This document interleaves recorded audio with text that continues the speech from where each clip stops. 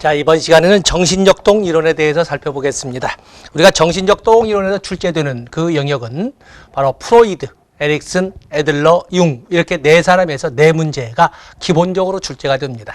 그렇기 때문에 여러분들은 이 정신역동 이론, 물론 나중에 사회복지 실천과 실천 기술론의 기초 이론이 되겠습니다만은 반드시 여기에서 단순히 인간행동과 사회환경의 문제로만 보지 마시고 사회복지 실천 두 번째 제2교과에서 중요한 영역을 또 차지한다고 생각해서 보통 정신역동 이론에서 출제되는 것은 200문제 중에 6문제가 기본적으로 출제가 된다. 이렇게 봐주시면 되겠습니다.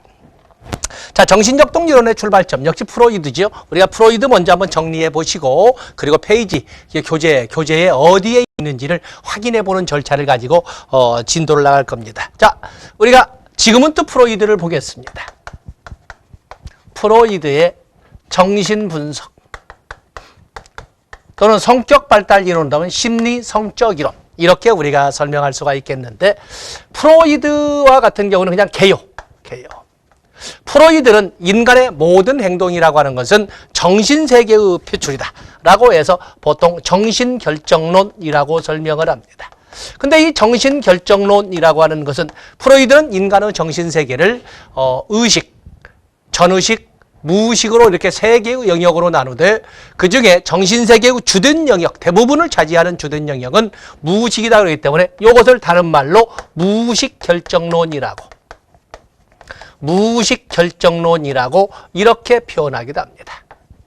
그런데 인간의 무의식 세계는 주로 과거의 경험, 당사자는 알지도 못하는 과거의 경험이 쌓이고 쌓여서 만들어진 이런 세계라고 해서 보통 정신결정론 또는 무의식결정론을 이렇게 시점을 가지고는 과거 결정론의 입장으로 이렇게 표현하고 있습니다. 결국에 이 말은 뭐냐면 인간의 행동은 자기가 자율적 이런 의식 또는 주체적 의식을 가지고 행동하는 것처럼 보이지만 실질적으로는 당사자도 모르는 사이에 과거의 경험이 밖으로 표출되어서 인간 내면 세계에 쌓여 있는 것이 밖으로 표출되어서 나타난 것일 뿐이다. 이렇게 하기 때문에 인간관의 입장에서는 수동적 인간관의 입장에 있다라고 이렇게 설명할 수가 있습니다. 나중에 이 수동적 인간관 또는 과거 결정론 이런 입장들은 나중에 인본주의 심리학이 아주 거대한 비판에 직면하게 됩니다. 프로이드는 인간을 총체적 또는 전체론적 관점에서 보는 것이 아니라 프로이드는 인간을 부분으로 나누어서 분석을 하게 되는데 그래서 이 본능의 영역, 정신의 영역, 성격의 영역으로 나누어서 인간에 접근을 합니다. 때문에 이 출제 비중은 낮지만 인간의 본능의 구조를 이 프로이드는 삶의 본능과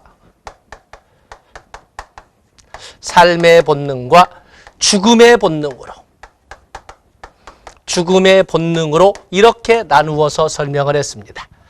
삶의 본능이라고 하는 것은 삶의 본능, 에로스라고 표현을 했습니다. 에로스. 그리고 죽음의 본능은 타나토스라고 설명을 해요. 삶의 본능이라고 해서 우리가 흔히 말하는 꿈, 희망, 미래, 발전, 출생, 합격 이런 그 정열, 밝음, 웃음 이런 것 등이 바로 삶의 본능인 거죠. 삶의 본능 중에 핵심적 부분을 바로 이 프로이드는 리비도라고 설명을 했습니다.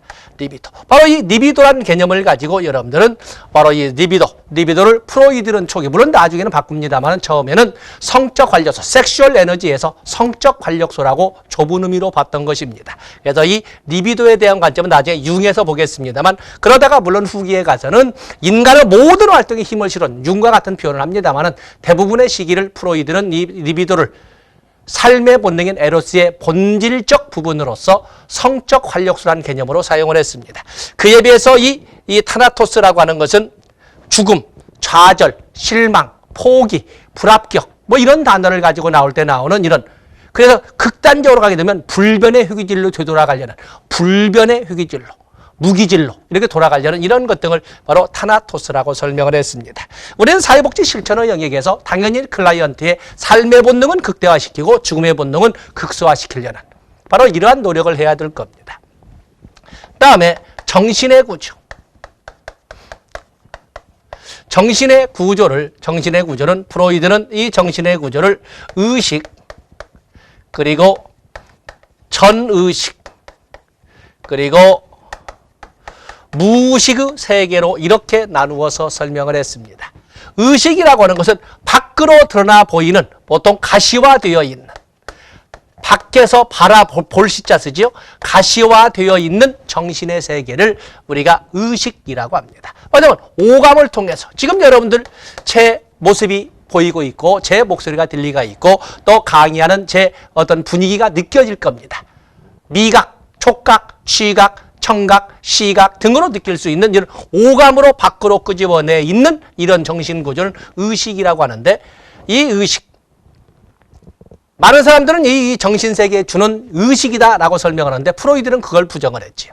이것은 당시 단지 빙산의 일각일 뿐이다. 정신구조에서. 이렇게 설명을 했습니다. 그래서 프리콘셔스니스라고 하는 전의식이라고 하는 것은 가시화되어 있지 않지만 약간의 자극이나 주의, 집중을 통해서 약간의 자극이나 주의 집중을 통해서 이렇게 오감으로 드러내 보일 수 있는 밖으로 드러나 보이지는 않지만 가시화되어 있지는 않지만 이렇게 약간의 자극을 제시하거나 아니면 주의 집중을 통해서 끄집어낼 수 있는 것으로서 우리 학습자에도 가장 중요한 바로 이 소위 이용 가능한 기억의 영역이라고 설명을 합니다. 기억의 영역이라고 설명을 하죠. 그렇기 때문에 하루를 보내면 들은 얼마나 많은 일을 오감만 가지고도 매 순간에 1분이면 60초고 1시간이면 60분이고 66에 36, 3600초 사이에 오감을 통해서 곱하기 5로 하면 5, 35, 5, 6, 30 이렇게 되지 않습니까? 소위 이렇게 나가는 18만 개의 감각을 여러분들 계속 받아내는데 그중에 인식이 되는 감각 오감도 있을 것이고 인식이 되지 않는 오감도 있을 거예요. 인식이 되는 의식화되어 있는 것 중에 얼마나 많은 것이 자기 전에 남을 수 있을까? 거의 대부분이 의식화되어 있는 전의식 세계에 있는데 그래서 가만히 있어 오늘 아침에 내가 뭘 했었지? 아 그때 만났을 때 이런 생각이 있었지. 취각, 청각, 미각, 촉각 이런 등등을 다 떠올려 보면서 다시 끄집어내게 되는 거거든요. 바로 그것을 다시 한번 하는 것을 우리는 학습에서는 복습이라고 하는 것이고 하루의 일과를 보낼 적에는 일기를 쓴다라고 설명을 합니다. 바로 그때 약간 주의 집중을 해서 끄집어내는 것을 전의식이라고 설명하고 있습니다. 그에 대해서 무의식이라고 하는 것은 과거의 경험이 쌓여있는 정신세계의 주된 영역이라고 설명하는 것이 바로 무의식 세계가 되겠습니다. 바로 여기서 정신의 구조를 이렇게 세 개로 나눴습니다. 그러면서 성격의 구조는 인간을 전체로 본다. 이제 성격적 측면으로 인간을 본다면 이렇게 이제 설명을 하고 있는데 성격적 측면 인간을 본다면 여기에는 이드, 그리고 에고, 그리고 슈퍼에고로 이렇게 설명하지 않습니까? 자, 여러분들 알다시피 이드라고 하는 것은 옛날에 진짜 태초에 나 오늘 한자로 아라고 하지 않습니까? 본래 나, 진짜 본래 나. 그래서 나 중에 아 중에 나, 태초의 나, 원초와 마치 장충동 족발집 진짜 본래부터 원조 족발집 이렇게 하는 것처럼 원초화라고 설명을 합니다. 그래서 에고라고 하는 것은 자아라고 이렇게 자아라고 설명을 하고 있고 슈퍼에고는 나를 넘어선 정도에서 초자아라고 이렇게 설명을 합니다. 원초화, 자아, 초자아라고 설명을 하는데 이 원초화라고 하는 것은 쾌락의 원리의 지배를 받는 본능과 충동의 세계라고 이렇게 이들을 표현을 합니다. 그에 비해서 에고라고 하는 것은 현실의 원리에 적용을 받는 이성과 분별의 세계라고 이렇게 설명을 합니다. 이성과 분별의 세계라고. 그에 비해서 슈퍼에고 초자라고 하는 것은 이것은 도덕의 원리에 지배를 받는 양심과 자아 이상의 세계라고 이렇게 설명을 하고 있습니다. 여기 나오는 원초화라고 하는 것은 태어날 때 가지고 태어나는 하나의 성격의 기초 부분을 말합니다. 에고라고 하는 것은 두 번째 학문기 때, 학문기에 이드로부터 분리가 되는 영역을 바로 에고라고 합니다. 2살, 3살 정도에서 에고로부터 분리가 돼요. 물론 이게 분리되기 시작하는 것은 생환 5, 6개월, 4, 5개월 되면 분리되기 시작하지만, 그러나 그것이 분리되는 정도가 본격화, 가시화되는 것은 적어도 학문기 2, 3살 정도는 돼야 된다. 초자라고 하는 것은 남근기, 유치원 단계에 이드로부터 분리가 되는 이런 도덕의 원리의 지배를 받는 양심과 자아 이상의 세계라고 설명하고 있습니다. 특히 양심과 자아 이상이라고 하는 것은 부모의 부모의 양육 태도에 의해서 발달하는 도덕의 세계라고 설명하고 있는 것입니다. 그렇기 때문에 부모의 칭찬을 통해서 발달하는 도덕의 세계는 자아 이상이라고 하는 것이고, 부모의 비판이나 질책을 통해서 발달하게 되는 것은 양심이라고, 세상에는 해서는 안 되는 것도 있구나라는 것을 터득해야 되는 것을 양심이라고 합니다. 그래서 부모의 양육 과정을, 양육 태도에 의해서 발달하는 도덕의 세계라고 설명할 수가 있습니다. 그 다음에 성격 발달 5단계. 보통 우리가 성격 발달 5단계는 심리, 성적 이론이라고 하는데, 리비도의 위치에 따라서 학문기, 여러분 뭐 당연히 암기하고 있으리라고 보고 그냥 넘어갑니다. 남근기, 그리고 잠복기, 그리고 생식기, 이렇게 해서 청소년기까지, 보통 뭐 출생부터 시작해서 1살 정도까지, 영아기 정도를 여러분들이 생각하시면 되는데, 뭐 1살이든 18개월이든 아니면 24개월이든 인간의 삶을 누구나 똑같이 효율적으로 기계처럼 정형화시킬 수는 없으니까 이렇게 영아기 정도. 그에 비해서 학문기는 2살에서 3살 정도로 설명할 수가 있는데, 이 2살, 3살 정도는 유아기 한자가 2개이기 때문에 유아기 초기, 걸음마기, 어린이집 단계의 수준이라고 볼 수가 있습니다. 남근기는 4살에서 한 6살 정도, 보통 이것을 학령전기라고 하는데, 우리가 학교 단계로 본다면 학령전에 있었던 유치원 단계를 이렇게 남근기라고 합니다. 잠복기는 7살에서 한 12살에서 초등 단계를, 그러니까 초딩이라고, 이렇게 은초딩 하듯이 이제 초등학교 단계를 이렇게 설명을 하고, 생식기는 뭐 13세 이후 이렇게 해서 청소년기부터는 이렇게 생식기라고 설명을 합니다.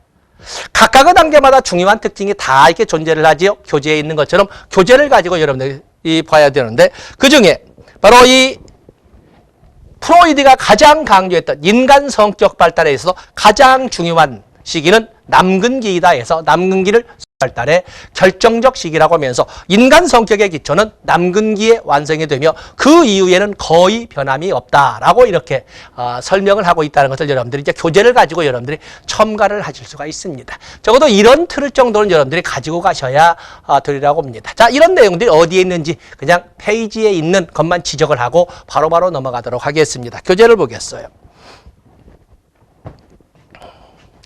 자, 거기 보시면 프로이드의 정신분석이 나와 있는데, 그쪽에 보시면 두 번째, 프로이드 무의식 결정론, 그리고 수동적 인간관, 이런 말 달아서 설명을 했습니다.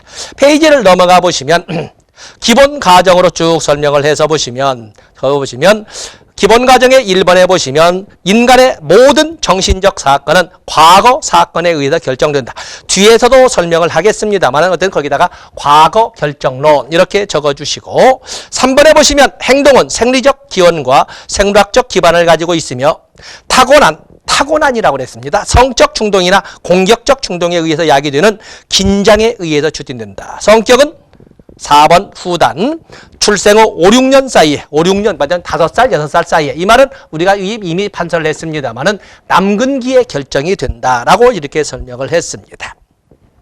그리고 6번에 의식은 예의적 영역이다 말하면서 쭉 설명을 했지요. 그리고 2번에 1번에 보면은 역시 수동적 인간관이라는 말을 설명을 하고 있습니다. 수동적 인간관. 그리고 거기 보시면 3번에 1번에 2번에서 본 것처럼 3번에 프로이드의 인간 본성에 대한 비합리적 관점과 생물학적 결정론 때문에 1번에 3번에서 봤던 것을 설명하는 겁니다. 인간 성격에 대한 불변성의 신념과 연결되어 있다. 인간 성격은 변하지 않는다. 5살 정도가 기초가 완성이 되면 변하지 않는다는 것을 설명하고 있습니다. 4번에 과거 결정론 말했습니다.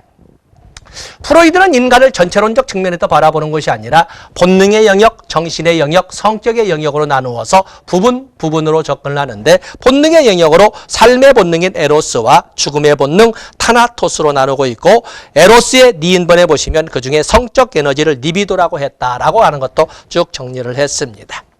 그리고 오른쪽 페이지에 보시면 3번의 위에서 셋째 줄 삶의 본능 에로스와 죽음의 본능 타나토스는 별개의 영역이 아니라 상보적 관계다. 서로 영향을 미치고 융합되어 있기도 한다. 다음에 정신의 구조 지형학적 모델이라고 설명을 하는데 의식, 전의식, 무의식으로 되어 있고 물론 정신의 주된 영역은 무의식이지만 거기 보면 의식 또 전의식 나와 있지요. 전의식 거기 보시면 이용 가능한 기억으로 불리운다. 2번에 전의식은 의식과 무의식의 영역을 연결해주는 문지기로서의 역할을 한다라는 말을 같이 정리를 했습니다. 다음에 거기 보시면 또 무의식의 3번 무의식이란 욕구나 본능이 깊게 자리 잡고 있는 영역으로 의식할 수 없고 인식할 수 없고 직접적으로 확인할 수도 없는 접근 불가능한 창고에 해당하는 영역이다. 이렇게 해서 미지의 세계라는 말을 이렇게 쓰고 있습니다. 다음에 성격의 구조를 구조적 모델이라고 하는데 이드, 에고, 슈퍼에고로 하되 이드, 원초화가 나와 있습니다. 원초화. 태어날 때부터 이렇게 나와 있죠. 태어날 때부터 라는 말이 나와 있고 페이지 넘어가 보시면 성격의 가장 원시적 체계이다. 원시적. 그리고 3번에 첫째 줄 끝에 보시면 유전되고 출생 시에 이미 존재하며 여기로부터 자아와 초자아가 분화가 된다. 다 우리가 설명을 했던 내용이 되겠습니다. 거기 보시면 쾌락의 5번에 보면 쾌락의 원리의 지배를 받는 본능과 충동의 세계로 비합리적이고 비현실적 세계란 말을 이렇게 문장을 구성을 했습니다. 그리고 거기 보면 반사행동이나 1차적 사고과정, 출제는 아직 되지 않았습니다만 1차적 사고과정, 긴장이 발생하면 이를 해소하는 데 필요한 대상의 이미지를 마음속으로 떠올림으로써 욕구를 충족하게 된다. 1차 사고과정이라고 한다는데 그런 단어적으로 여러분이 보시면 되겠습니다. 또 대상 충당이라는 말도 쓰는 분도 있고 쓰지 않는 분도 있어서 이게 제목만 다뤘습니다만은 원초화가 본능적 충동을 만족시켜주고 긴장을 감소시켜줄 수 있는 대상에 정신 에너지를 투입하는 또는 집중하는 것을 대상 선택이라고 한다 해서 단어나 번역이 좀 그렇습니다만 이런 단어 봐주시고 다음에 자아, 에고 나와 있습니다. 에고라고 하는 것은 거기 2번에 원초화, 이드가 길들여지지 않은 열정이라고 한다면 자아는 이성과 분별을 의미한다. 그래서 자아는 원초화로부터 생후 한 6개월이 넘어서게 되면 서서히 분화되기 시작하고 다음에 학문기라고 할 때는 2~3살 정도가 되면 완전히 자아가 형성이 된다라고 설명을 했습니다. 자, 여기에 이 판서지하는 내용으로 중요한 거. 자아, 에고라고 하는 것은 비현실적인 이드 영역이나 아니면 지나치게 원리원칙적인 초자아, 슈퍼에고를 현실적으로 적용할 수 있도록 해주는 역할을 하기 때문에 성격의 집행자, 성격의 경영자 또는 성격의 조정자라고 하는 표현을 쓰고 있다는 것도 봐주셔야 되겠습니다. 다음에 현실의 원리 2차 사고 과정이나 자아 충당, 반대 충당이 나와 있습니다. 다음에 불안에 대해서는 B급 문제가 되겠습니다만 불안에 대한 표현이 이렇게 나와 있지요. 불안. 그래서 프로이드 이론을 갖다 보면 인간들은 저도 여러분들 가끔 불안감을 느끼지 않습니까? 여기에는 신경증적 불안도 있고 현실적 불안도 있고 도덕적 불안도 있습니다. 그래서 이 출제위원들이 문장처럼 이렇게 좀 딱딱하게 적었습니다만 간단하게 말해서 이드가 쾌락의 원리의 지배를 받는 본능과 충동의 세계가 충족되지 못할 때 나타나는 불안은 신경질이라고 합니다. 우리가 신경질 난다라고 하죠. 신경증적 불안이라고 하는데 바로 이 이드가 충족되지 못할 때 나타나는 이런 심리적 불쾌감을 신경질, 신경증적 불안이라고 하고 현실적 문제가 또는 현실적 욕구, 즉 자아, 현실의 원리에 지배를 받는 자아가 충족되지 못할 때 갖게 되는 심리적 불쾌감은 우리가 현실적 불안이라고 합니다. 공부는 해야 되는데 시간을 확보할 수 없고 직장 다니면서 그러지 않습니까? 또 공부를 하고 싶은데 할 만한데 자꾸 어떤 집안에 문제가 생긴다든지 이런 문제들이 자꾸 현실적 불안일 겁니다. 그에 비해서 이 도덕적 불안이라는 것은 슈퍼에고를 기준으로 해서 주변으로부터 비난을 받지 않을까 할 때 나타나는 심리적 불쾌감을 바로 도덕적 불안이라고 한다는 것을 여러분들이 이해해 주시면 되겠습니다. 다음에 초자 슈퍼에고 나와 있죠. 초자 쭉 나와 있습니다. 초자라고 해서는 결국에 도덕의 원리에 지배를 받는 이성과 도덕의 원리에 지배를 받는 양심과 자아 이상의 세계를 쭉 설명을 하고 있는데 거기 1번, 2번 쭉 보시면서 2번을 가지고 첫째 줄로 정리를 해주시면 되겠습니다. 초자는 인간의 마음에 있는 윤리적 도덕적, 이상적인 면을 말하며 두째 줄 끝에 부모의 양육 태도, 즉 부모가 주는 보상, 처벌에 대한 반응으로 발달한다. 보상에 의해서 발달하는 도덕의 세계는 자아 이상이라고 하는 것이고 처벌에 의해서 발달하게 되는 것은 바로 이 처벌에 의해서 발달하게 되는 것은 당연히 양심이라고 하는 것입니다. 뒤에 또 볼 겁니다. 그러면서 남근기 단계에서 4살, 5살, 6살 정도 유치원 정도 단계에 가서 도덕을 알게 된다. 이 말을 지금 이렇게 설명을 하고 있습니다. 넘어가 보시면은 거기서 도덕의 원리, 자아 이상, 양심을 이렇게 적어놨습니다. 다음에 여러분들이 보시면 또 성격 발달 5단계 리비도 위치에 따라 구순기, 학문기, 남근기, 그리고 잠재기, 그리고 생식기에서 일생에 걸친 것이 아니라 청소년기까지 이렇게 성격 발달 5단계를 설명했고 그중에 성격 발달의 가장 중요한 시기를 결정적 시기라고 표현하면서 남근기로 설명하되 특히 다른 데는 어쩐다 하더라도 남근기에 대해서만은 거기에다가 슈퍼에고가 분화가 된다. 그리고 동성애 부모를 라이벌 의식을 가지고 바라본다. 콤플렉스. 남자애들이 아빠를 라이벌로 여긴다는 오디푸스 콤플렉스나 여자아이들이 엄마를 라이벌로 여긴다고 하는 엘렉트라 콤플렉스를 꼭 숙지를 해주셔야 되고 그런 과정을 터득해 가면서 동일시의 관점도 인식하게 된다. 그리고 남근선망이나 거세 불안이란 이런 문제점도 아주 극소수지만 비정상성 범주에서 성년이 되어서 발생하기도 한다. 라고 이렇게 표현하는 것이 바로 남근기에 대한 설명이 되겠습니다. 다음에 잠복기. 리비도 활동이 좀 침체되어 가는 시기를 잠복기라 하고 아동기, 학령기 또는 초등학교 단계를 설명하는데 이 시기에는 리비도, 성적 활력소가 움직이기보다는 사회성, 또래끼리 어울리는 데 시간을 다 보내고 그런데 또한 특징은 또래끼리 어울리되 동성끼리 어울리는 특징을 보여줍니다. 그리고 또 이 시기에는 인지 발달의 결정적 시기라는 것도 여러분들이 꼭 숙지를 해 주셔야 되겠습니다. 그래서 거기 잠복기 보면 사회성과 인지가 발달한 시기다. 둘째 절 나와 있죠. 봐주시면 되겠습니다. 다음에 방어기제는 B급 문제로서 존재를 하고 있습니다만 방어기제에 대해서는 여러분들이 거기 개념을 또박또박 설명할 수 있어야 됩니다. 방어기제와 같은 경우는 여러분들이 어떠한 면접과 같은 걸 적에도 사용할 수 있는 방어기제가 뭐지요? 라고 이렇게 설명을 하거든요. 방어기제만 하더라도 학령정기가 되면 어느 정도 방어기제를 슈퍼에고를 터득하게 되면서 방어기제를 사용하게 되는 거 적응기제라고 하는데 방어기제는 어떠한 사회적 불안이나 어떠한 심리적 불쾌감이 있으면 자아가, 즉 에고가 자신도 모르는 사이에 스스로를 지키기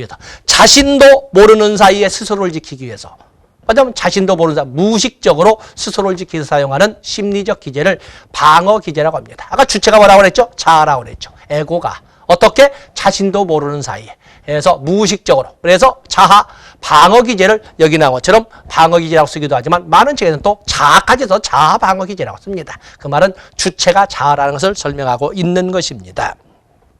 그래서 그건 첫째 줄 자아가 셋째 줄 사용하는 무의식적 심리적 기제를 말한다. 3번에 보시면은 이 방어 기제는 한 번에 하나만 사용하는 것이 아니라 여러 개를 같이 사용하는 것이 일반적이다라고 설명을 했습니다. 종래는 이 방어 기제를 비겁한 이런 관점으로 병리적 측면으로 해석을 했지만 오늘날 심리학계에서는 방어 기제를 꼭 부정적 측면, 병리적 측면으로만 보지는 않습니다. 정상성의 표현으로 단지 표현되는 방법이 무의식적이라는 것뿐이지 그것을 병리적이라고 할 수는 없다 해서 정상성과 병리성을 같이 가지고 있는 양존성의 개념으로 설명을 합니다. 그런데 어떤 경우에는 이 방어기제가 정상적이고 어떤 경우에는 병리적이라고 분류해야 되는가 하는 문제가 있는데 페이지를 넘어가 보겠습니다. 거기 보면 방어기제의 정상성 판단기준 나와 있지 않습니까? 방어기제의 정상성 판단기준을 이렇게 보시면 거기에 보면은 적어도 이 방어기제가 연령에 걸맞냐, 연령 적절성, 또 그런가 하면은 처리 가능성, 어떤 사회적 불안이나 심리적 불쾌감이 사라지면 바로 사용하던 방어기제를 딱 단절할 수 있느냐, 단절하고 있느냐. 또 그러면 보통 방어기제는 하나만 사용하는 것이 아니라 여러 개를 사용하고 있는데 그중에 얼마나 균형을 잘 맞춰주느냐. 그리고 사용하는 강도가 얼마나 사회 통념에 맞느냐, 사회적으로 바라볼 적에 얼마나 그 방어기제를 사용하는 강도가. 그렇기 때문에 어린 애들도 때를 쓴다라고 이렇게 표현을 하는데, 때를 쓰는 것이 사회적으로 어린애가 하고 싶을 때 안 되면 이게 때가 짜증이 나기도 하지. 이거 뭐 신경증적 불안이겠죠. 짜증을 내지만 그것이 지나치게 과하고 지나치게 길어지면 균형이 깨졌다는 것이고, 그리고 강도가 알맞지 않는다는 거, 그럴 경우에는 용납을 하는 거지요. 어른도 마찬가지입니다. 그래서 방어기제의 정상성 판단 기준에는 연령 적절성, 처리 가능성, 균형, 강도 이렇게 4가지를 쓰는데 이건 이 자체로도 B급 문제가 되겠습니다. 방어기제의 종류에는 수백 가지가 있습니다. 방어기제의 종류에 수백 가지가 이렇게 있는데 어쩌면 제 강의할 때 제 얼굴이 좀 딱딱한 것은 제가 굉장히 긴장을 하고 있다는 거거든요. 제가 강의한 지가 상당히 오랜 세월이 됐음에도 불구하고 보통 이 방송도 마찬가지 한 30분 전부터 그 긴장 상태가 상당히 이렇게 좀 높습니다. 그러다 보니 커피도 마시고 쓸데없는 농담도 하고 합니다만 머릿속에 그럼 계속 어떻게 강의를 진행해야 되지라고 하는 이 30분을 계속 그림을 그리고 있거든요. 그러다 보니까 나도 모르는 사이에 이 내면에 있는 불안감이 얼굴 표면으로 딱딱하게 이렇게 나타나고 있습니다. 그래서 상당히 좀 웃어가면서 부드럽게 하려고 하는데 안 돼요. 이것도 역시 마찬가지로 방어기제거든요. 방어기제. 그래서 이 방어기제의 종류 수백 가지가 있습니다만 그중에 여러분들이 좀 가지고 가실 것 보면은 거기 12개만 제시를 해놨습니다. 12개. 그중에 가장 잘 나왔던 거 보면은 역시 2번의 합리화, 3번의 투사, 그리고 5번의 승화, 6번의 반동 형성. 또 이런 것이 아주 잘 나왔고, 그런가 하면 9번의 주지화 또는 지성화라고 하는 헤드트리핑이라고 하는 이런 등등의 방어기제 꼭 여러분들이 가지고 가셔야 되겠습니다. 그래서 실질적으로 그것은 나무 행동으로 보는 것이 아니고 또 글자로만 보이는 것이 아니라 여러분도 나도 평상시에 사용하고 있는 행동 기제라고 볼 수가 있는 거거든요. 그래서 굳이 글자로만 보지 마시고 한번 생각해 보시면 그래 우리 주변에 내가 아니면 내 친구가 아니면 내 자식이 이렇게 해서 우리가 바로바로 적용해 볼 수 있으니까 거기 방어 기제를 너무 글자로만 남기지 마시고 한번 주변을 현장에 적용을 시켜보시면 학습하기가 좋으리라고 봅니다. 자, 그래서 이번 시간에는 한 번도 빠짐없이 나왔던 그리고 실천 영역에서도 같이 다뤄지고 있는 실천 영역에 가서 보시면 진단주의라든지 심리 사회 모형이라든지 실천 모델에서 보면 심리 사회 모형 이건 언제나 나오고 있지 않습니까? 그래서 이 프로이드의 정신역동 이론의 기초, 심리 성적 이론은 1시간을 아예 독립적으로 띄어서 이렇게 다룬 겁니다. 이 시간 여기까지 하고 다음 시간에 에릭슨, 아들러, 융 한꺼번에 또 정신역동 이론의 파생 이론을 한꺼번에 다루도록 하겠습니다. 고맙습니다.